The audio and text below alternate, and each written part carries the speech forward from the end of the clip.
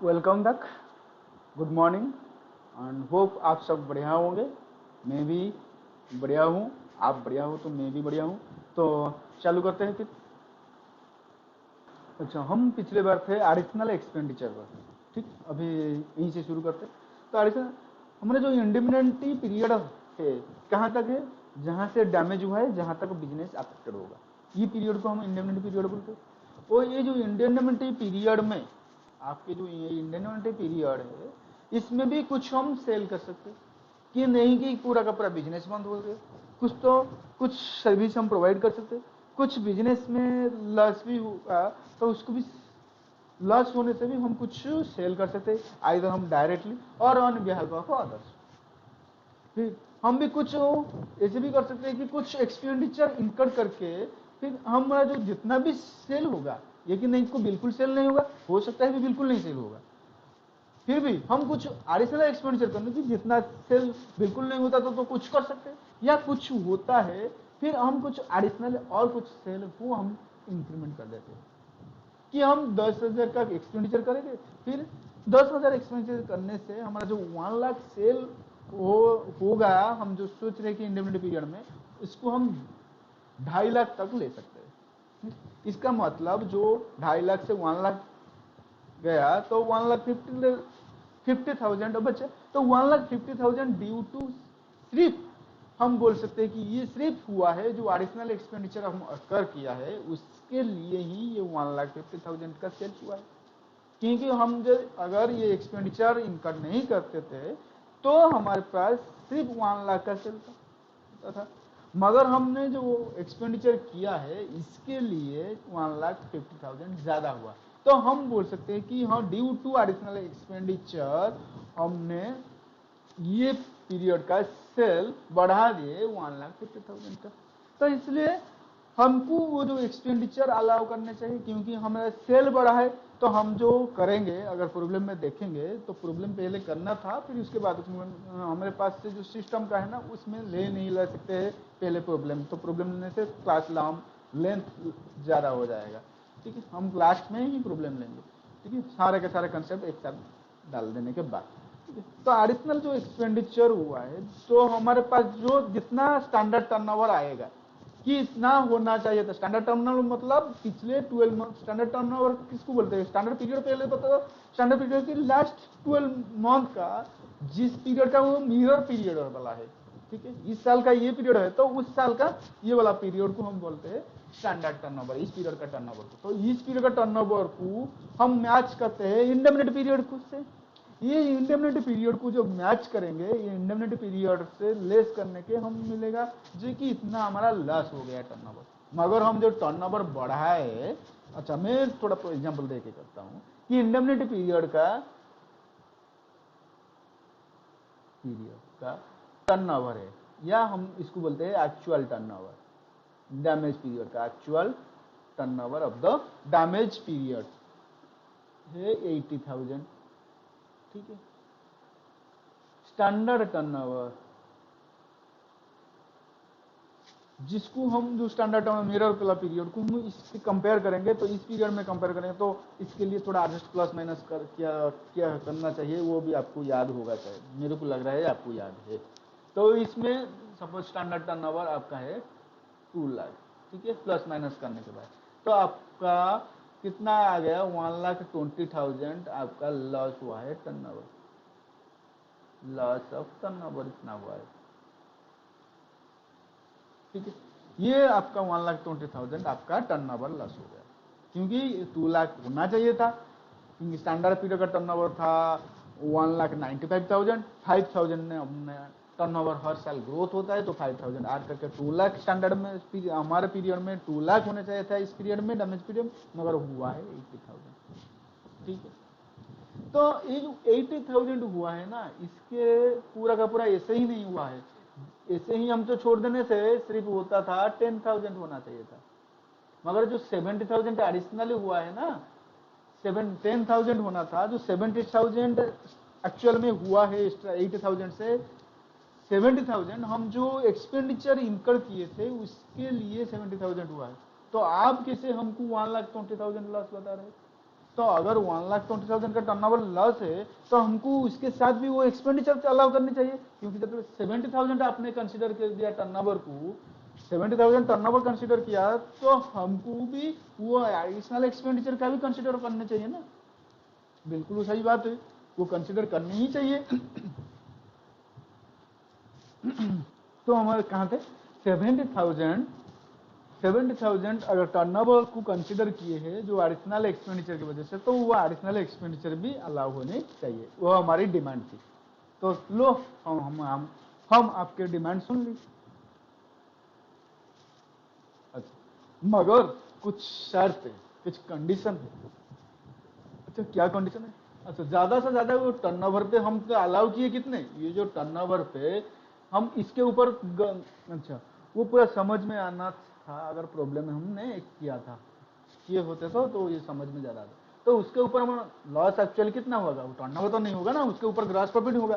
पूरा टर्नओवर कैसे लॉस होगा, अच्छा उसको भी समझना चाहिए। अच्छा दिखाता हूँ,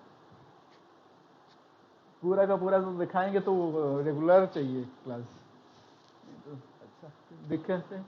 देखो, आप एक बिजनेस करते हो, नॉर्मली 3 यूनिट बेचते हो, ठीक है, जिसका प्राइस आप सेट करते हो 10 रुपया, ठीक है, हमको जीपी के बारे में बता रहे हैं, तो 10 रुपया सेट करते हो। फिर आप उसमें 10 रुपया सेल करने के लिए आप किसके जो स्टैंडर्ड कॉस्ट है ना, जो अकरिंग करता है, 8 रुपया पर यूनिट खर्च करते हो।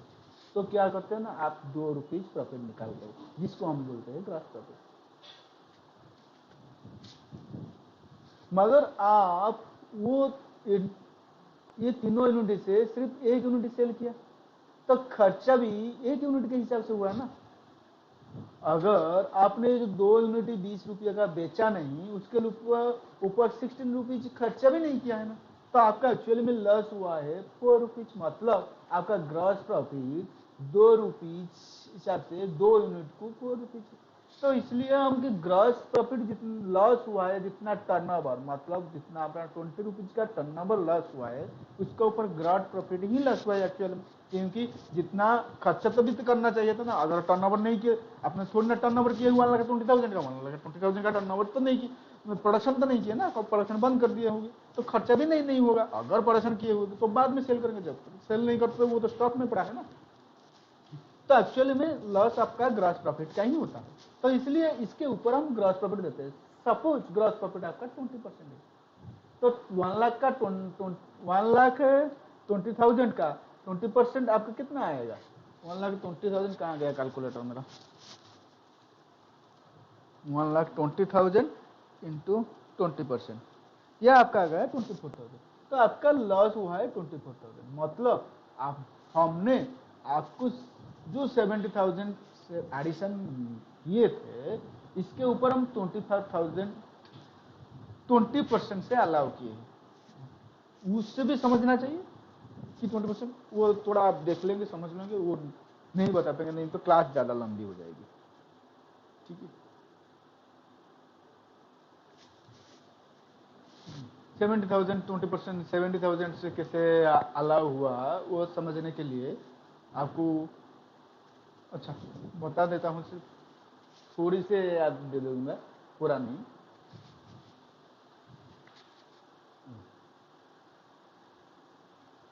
आपने अगर 2 लाख सेल करते थे, तो उसके ऊपर 20% अलाउ किया, क्योंकि आपने 20% अलाउ नहीं किए, आपने 20% एक्चुअली से लॉस यूं हो रहा है, ज्यादा नहीं, क्योंकि आपने इधर इनकम नहीं दे रहे कि इधर इनकम सेल नहीं कर रहे कि इधर भी एक्सपेंसेस नहीं कर रहे, ठीक। तो इसलिए एक्चुअली में 20% ही लॉस हो रहा है। यहाँ पे 10 रुपया लिए पा रहे थे, 1 रुपया दे रहे थे, तो 2 रुपया ही मिल रहा था, तो एडिशनल 2 रुपया ही मिल रहा था, तो इसी हिसाब से 2 लाख से ही लॉस हो रहा है आपका। कहते 40,000 का एक्चुअली ही इनकम होना था 2 लाख से, आपने 80,000 ले गया। 80,000 से आपके इनकम कितना होगा, 20% के हिसाब से 16,000 होगा, इसलिए 1,20,000 के हिसाब से 24,000 हुए, ज्यादा है। तो चलिए आप थोड़ी फिर और एक बार प्रैक्टिस करो, फिर देखोगे कि ऐसे ही होता है, ठीक है। फिर आगे चले जाते हैं। तो 24,000 जो लॉस हुआ है हमने 20% के हिसाब से अलाउ किया, तो इसलिए हमको ज्यादा के ज्यादा तो एक्सपेंडिचर कितना लगा आपके 70,000 का 20% ही हमने कंसिडर कर लिया। अगर नहीं होता था, देखिए अभी दिखा देता हूँ, आपने नहीं किया होगा तो 10,000 आपका सेल होगा, 10,000 से 2 लाख जाएगा, 2 लाख जाने से आपका आ जाएगा 1,90,000, 1,90,000 का 10% आपका कितना आ जाएगा 38,000, सॉरी 20% आपका कितना 38,000 आ जाएगा। 1,90,000 का अगर मैं 20% निकालू तो 38,000 आएगा। और यहाँ पे आपका कितना आ गया 24,000। अगर आपका मैं 70,000 कंसिडर करूं तो आपका 24,000 हमने लग गया। तो हमने कितना सेव किया, आपका जो एडिशनल एक्सपेंडिचर किए उसके ऊपर जो टर्नओवर किए हमने तो सिर्फ 38,000 पर और 24,000 दिया, मतलब हमने 40,000 सेव किया। ये 14,000 कहां से आए, ये 14,000 आया आपने जो टर्नओवर हमको दिखाया था ना एक्सपेंडिचर करके उसके ऊपर 20%। ठीक, तो हम मैक्सिमम कितना सेव करेंगे, आपको एडिशनल एक्सपेंडिचर कितना अलाउ करेंगे 14,000 अलाउ करेंगे ना, हमने 14,000 इनकम ही कंसीडर की, आपका लॉस 14,000 ही को सेटअप कर दिया उसके, तो इसलिए हम 14,000। तो आपका एक कंडीशन ये हो गया ना कि मैक्सिमम एक्सपेंडिचर आपका एडिशनल एक्सपेंडिचर आपका 14,000 होनी चाहिए। सेकेंड, आपका एक्चुअल एक्सपेंडिचर जो होने, एक्चुअली आपने 20,000 सपोज किया है तो 20,000, तो ये दोनों से अगर आपका एक्चुअल 10,000 किया है तो 10,000 ही अलाउ करेंगे, पूरा का पूरा अलाउ कर देंगे। अगर 14,000 किया है 14,000 अलाउ कर देंगे। और एक तीसरा भी कंडीशन है, मैं तीसरा कंडीशन लिख दूंगा फिर उसके बाद उसको समझाऊंगा, ठीक है। अभी जो थर्ड कंडीशन आपका है उसका फॉर्मूला मैं ड्राफ्ट किया हूं कि एडिशनल एक्सपेंडिचर को इस प्रोपोर्शनेट से आपको मिलेगा, इस प्रोपोर्शनेट के हिसाब से आपको एडिशनल एक्सपेंडिचर अलाउ होगा। पहले एडिशनल एक्सपेंडिचर देखा, उसका प्रोपोर्शनेट क्या लिया कि अगर पहले समझ लो कि प्रोपोर्शनेट क्या, gross profit on annual turnover याद है ना, ठीक, डैमेज से 12 मंथ तक हमारा एनुअल टर्नओवर होता है, ठीक है। तो वो gross profit on annual turnover divided by gross profit on annual turnover plus on ensure standing charges, on ensure standing charges, ठीक है। तो अभी देखते हैं ये प्रोपोर्शनेट क्यों लिया। पहले ऊपर gross profit on annual turnover समझ में आ गया कि वो एनुअल टर्नओवर क्या है, उसके ऊपर ग्रॉस प्रॉफिट,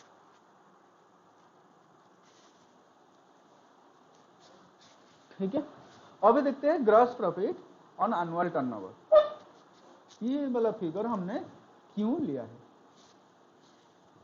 तो gross profit on annual turnover को हम जो ऊपर फार्मूला है ना उसको हम ऐसे लिख सकते हैं कि ग्रॉस प्रॉफिट ऊपर तो छोड़ दो, वो समझ में आ गया, gross profit on annual turnover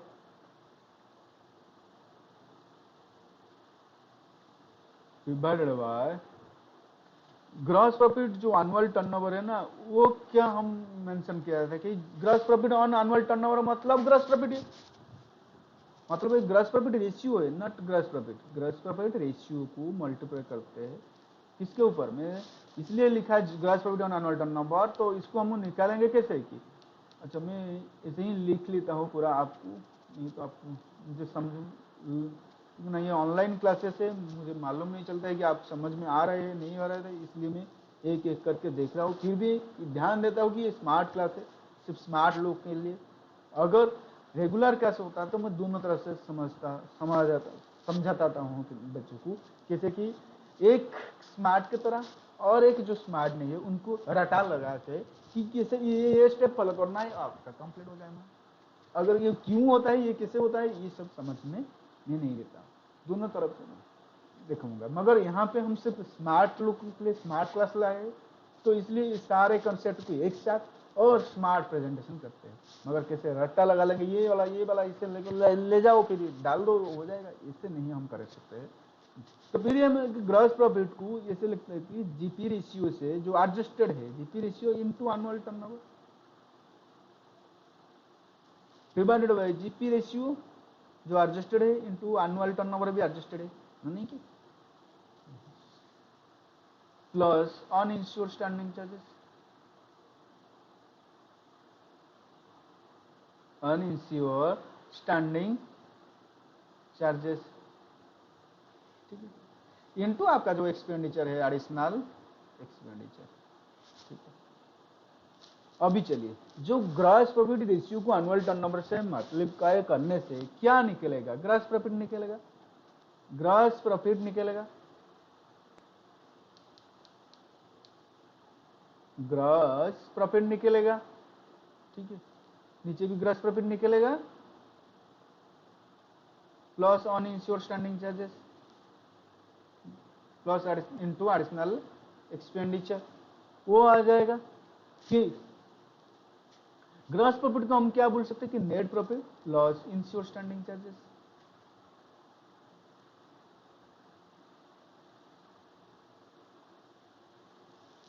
divided by, इसे भी बोल सकते हैं net profit plus insure standing charges,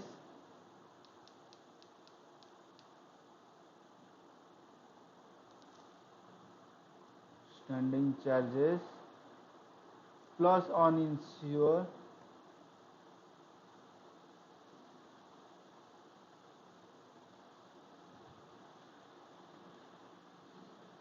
additional expenditure. देखो अभी समझ में आ रहा है नहीं, net profit plus insure standing charges divided by net profit plus insure standing charges plus unsure, अर्थात टोटल अपना इतना ही एक्सपेंडिचर होना। तो ये जो एडिशनल एक्सपेंडिचर आपने किए ना, तो कुछ हद तक स्टैंडिंग चार्जेस तो है ना, तो पूरा का पूरा आप करना चाहिए, पूरा का एक्सपेंडिचर ही तो करोगे, तो इसमें भी होगा पूरा का स्टैंडिंग चार्जेस होगा, जिसमें हमारे भी कुछ इंश्योर पार्ट होगा, हमारे नेचर का कुछ अनइंश्योर पार्ट की होगा। जो एडिशनल एक्सपेंडिचर आप कर रही है तो उसका भी कुछ इंश्योर पार्ट होगा, कुछ अनइंश्योर पार्ट होगा, मतलब वो तो पूरा इंश्योर नहीं किया है, मगर अगर ये एक्सपेंडिचर पहले से डिसाइड होता तो आपने वो कुछ इंश्योर का पार्ट बनता और कुछ अनइंश्योर का पार्ट करना, पूरा का पूरा आपने किया नहीं ने इंश्योरेंस, तो इसलिए इसको हम इंश्योर और अनइंश्योर के प्रोपोर्शनेट में डाल देते, इसलिए हमको उसको ये लेंथी वाले प्रॉब्लम को हम सिंपल में लिख देते हैं कि gross profit on annual turnover divided by gross profit on annual turnover plus on ensure standing charges से प्रोपोर्शनेट कर लेते हैं एडिशनल एक्सपेंडिचर को। ये वाला आपका हो गया एक थर्ड कंडीशन। तो तीनों कंडीशन क्या था हमारे, पहले था कि जितना एक्सपेंडिचर किए हैं, ये 2 नंबर कंडीशन में लिखा है कि जितना एक्सपेंडिचर आपने किए हैं वो पूरा का पूरा। सेकंड, आपने जितना हमने जितना बेनिफिट लिया, तो इंश्योरेंस कंपनी मीन्स जितना इंश्योरेंस कंपनी ने बेनिफिट लिया है वो वाला हिस्सा को मैक्सिमम उतना ही हम देंगे। वो कैसे निकालेंगे कि अपना जो टर्नओवर ने अपने ग्रोथ किया है, टर्नओवर में जितना एडिशनल टर्नओवर किए हैं वो additional turnover but turnover due to additional expenditure, उसके ऊपर जीपी रेशियो को मल्टीप्लाई करेंगे, या हम बोल सकते हैं gross profit on growth turnover पर या एडिशनल टर्नओवर पर आपका उतना ही हमको मिलेगा। और लास्ट में आपका प्रोपोर्शनेट टू, जो थर्ड कंडीशन है आपका प्रोपोर्शनेट टू एडिशनल एक्सपेंडिचर, हम इंश्योर और अनइंश्योर का प्रोपोर्शनेट देंगे हम, ठीक है। अभी आपका ये एडिशनल एक्सपेंडिचर वाला कंप्लीट हो गया। हम एक क्विक रिव्यू लेते हैं, ये तो स्मार्ट क्लास है, स्मार्ट क्लास का एक स्मार्ट लेते हैं, ठीक है। हमने क्या क्या देखा आज, पहले ये वाला छोड़ दो, ये चार्ट में दिखे थे, चार्ट में पूरा का पूरा में समझ लो। ये आपका हो गया कि इंडेमनिटी पीरियड, जहां से आपका डैमेज हुआ है और जहां तक आपका बिजनेस अफेक्टेड होता है, उसके बाद आपका नॉर्मलाइज हो जाता है। मगर ये वाला पीरियड आपको मैक्सिमम 12 मंथ वाला होगा, या जितना पीरियड का आपने इंश्योरेंस लिया है, या आपको जितना पीरियड का एक्चुअल में लॉस हुआ है, ठीक है। फिर उसके बाद उसका मिरर पीरियड, मतलब उसके बिल्कुल पीछे 12 मंथ का उस पीरियड को लेंगे तो उसको हम बोलते हैं उस पीरियड का टर्नओवर को स्टैंडर्ड टर्नओवर, उसको भी एडजस्ट करके, क्योंकि हमको इसमें लेस करेंगे इंडेफिनिट पीरियड से, तो उसके लिए वो वाला पीरियड को भी कंपेरेटिव होना चाहिए कि ये वाला पीरियड का टर्नओवर अगर इंडेफिनिट पीरियड में कितना होना चाहिए था, अगर इस रेट में हमारा ग्रोथ हो रहा है तो इसलिए उसको हम प्लस माइनस करेंगे तो स्टैंडर्ड टर्नओवर निकल के आएगा। और एक एनुअल टर्नओवर जहां से डैमेज हुआ है वहां तक पीछे पीछे पीछे पीछे हम 12 मंथ जाएंगे, 12 मंथ जहां से होता है इस पीरियड को का टर्नओवर को हम बोलते हैं एनुअल टर्नओवर। ये वाला टर्नओवर हम यूं चाहिए, ये वाला टर्नओवर हमने देखा कि एक एवरेज क्लॉज एप्लीकेबल करने के टाइम पे चाहिए और एक चाहिए जो एडिशनल एक्सपेंडिचर का प्रोपोर्शनेट लेते हैं, वहां पे gross profit on annual turnover divided by gross profit on annual turnover, यहाँ पे भी एनुअल टर्नओवर चाहिए।